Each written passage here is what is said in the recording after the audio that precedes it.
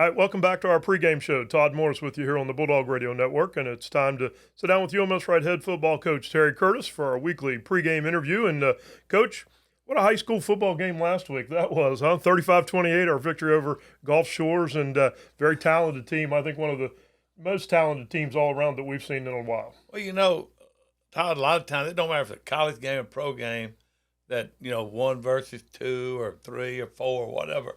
It don't usually live up to the hype of what you expected. But now, as that one went on, it lived up to every bit of it. And we knew they were a good team, good on offense, good on defense. And, we just made a few more plays than they did. And some of our playmakers stood up and made some plays. But you look at the opening of the game, we give up the touchdown drive to Gulf Shores, and then we score 3 straight unanswered touchdowns on our drives. I thought that showed a lot of.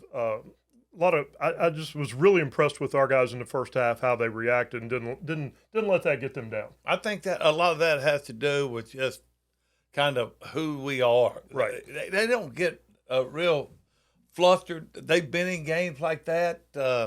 They know everything's not going to go their way. And that first drive, they went down there about like nothing, and yet we come right back on offense. And we pretty much do the same thing, and then take control of the game, because I think it shocked them a little bit. It did. When we came back and scored like that, because I thought the rest of the first half, really, we had them kind of on their heels and guessing kind of where we were and what we were going to do. Right. Well, then we got to go to our Achilles heel. Used to be a kicking game, but now it's the first drive of the third quarter. What in the world is going on? We come out of the locker room and we throw an interception this week. Last week we had a fumble. Week before 3 and out. What's happening? Well, to us coming out exactly, of the locker room? and that's the last thing. Pretty much, at half you say, okay, we get the ball. Right. Let's go stick it down their throat and take control of this game and get this thing going right. And we come out there and lay an egg again, And we've got to get. And we talked about it all this week. We've got to meet the intensity of starting the game after half. Right. I don't know if it's we're spending too much time offensively and defensively, but you're exactly right. Really, the last 3 games, the start of the second half, we've come out, and even St. Paul's, not ready to get after it, and people take it to us real quick, and now we're back on our heels and having to fight for our lives the rest of the game. And you look at it, that kind of was a momentum change. We had, like you said, we had a chance to go down, put them away basically, and now all of a sudden we give them the ball inside the 50. They go scoring 4 plays, and they're right back in it. Only 1 touchdown out of the game. But again, I thought our guys responded really well after that. Yeah, it was back and forth from then on, but we never just gave up. I didn't feel. I mean, I thought our intensity was good after that situation. Well, we didn't play very well on defense, and Jay and those guys would be the first ones to tell you they were exposed in some ways, and some guys we didn't do a great job of tackling and running through tackles. You look around, guys laying on the ground, and you can't tackle laying on the ground. So again, this week we've really worked hard on that, and and hopefully our guys are going to learn and get better, because I think a lot of them were kind of, I'm not going to say embarrassed, but disappointed in how they played. Right. But I've got to think we're at that point in the season now. This will be game 5 this week. And I thought it really showed last Friday night. The moving around of Cole, Blaylock in the formations really has an effect on the offense, on how we are successful or not successful. The keying of Cole has gotten so bad on the defensive side of the ball.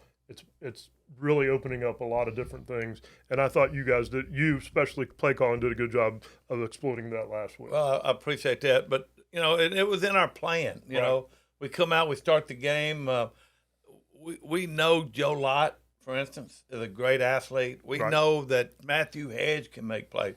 We know that Jake Jay can make plays and all. But we've kind of just moved them and not really had to do a whole lot.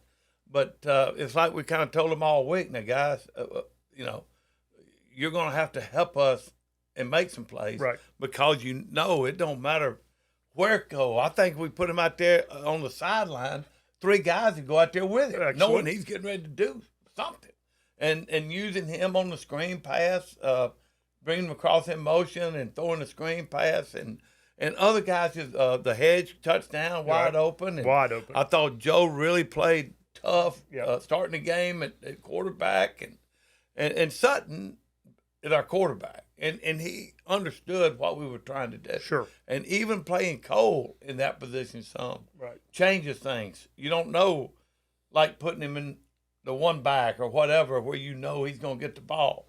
It kind of changes some things. So I was proud of. We've been working on it. We just hadn't had to really use it, but now it's a part of it, and people got to prepare for it. Yeah, and you said last week you were going to condense it down, and you did, and I thought it showed that the execution was there. Mm-hmm. Yeah. Exactly.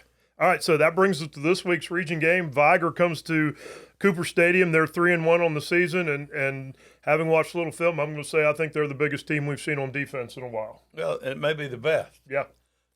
Their front four is the best that we've seen. They're active. They don't always play with great technique, but they can get away with it with their speed and their strength and just their athletic ability. So, where we like guys who kind of going to play through you and do things where we can do our thing. This week our heads are going to have to be up, and we're going to have to get a body on a body, or they're going to give us fits. And they're really, really good on defense. And, and they'll sit there and not look very good on offense, but yet they've got athletes over there. Then they'll throw a bomb down there, and the guy will catch it for a touchdown or something like that. So, Vigor's, I think they're ranked 7th this week or something in the poll. So, we don't get any rest. And we kind of knew these couple games, this kind of gauntlet right here, was going to come before we get a break. Right, and with our win last week, we're the only undefeated team in the region.